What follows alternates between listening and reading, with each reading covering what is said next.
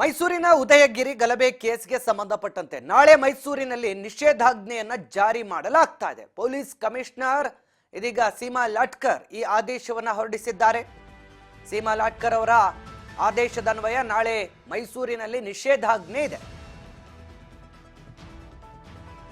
ಮಧ್ಯರಾತ್ರಿವರೆಗೂ ಕೂಡ, ನಾಳೆ ಮಧ್ಯರಾತ್ರಿಯಿಂದ ಏನು ತಿರ್ಗಾ ಮಧ್ಯರಾತ್ರಿವರೆಗೂ ಕೂಡ ನಿಷೇಧಾಜ್ಞೆ ಜಾರಿ ಇರಲಿದೆ.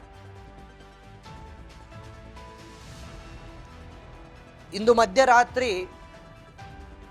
ಸರಿಯಾಗಿ ನಿಷೇಧಾಜ್ಞೆ ಜಾರಿಗೆ ಬರುತ್ತೆ. ನಾಳೆ ಮಧ್ಯರಾತ್ರಿಯವರೆಗೂ ಕೂಡ ನಿಷೇಧಾಜ್ಞೆ ಇರಲಿದೆ. ಮೈಸೂರಿನಲ್ಲಿ ಉದಯಗಿರಿಯಲ್ಲಿ ಆಗಿರುವಂತಹ ಗಲಭೆ ಪ್ರಕರಣಕ್ಕೆ ಸಂಬಂಧಪಟ್ಟಂತೆ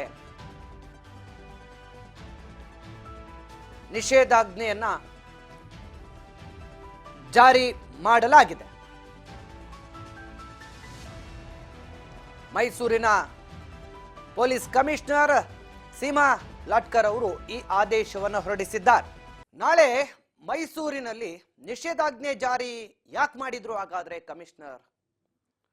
ಕಮಿಷನರ್ ಸೀಮಾ ಲಾಟ್ಕರ್ ಅವರು ಆದೇಶ ಹೊರಡಿಸಿರುವಂತದ್ದು ಈಗ ಸಾಕಷ್ಟು ಕುತೂಹಲಕ್ಕೆ ಕಾರಣವಾಗಿದೆ. ಯಾಕೆ ದಿಢೀರಂತ ಈ ರೀತಿಯಾಗಿ ನಿಷೇಧಾಜ್ಞೆ ಜಾರಿ ಮಾಡಿದ್ದಾರೆ ಅನ್ನುವಂತ ಒಂದಷ್ಟು ಚರ್ಚೆಗಳು ಕೂಡ ನಡೀತಾ ಇದೆ.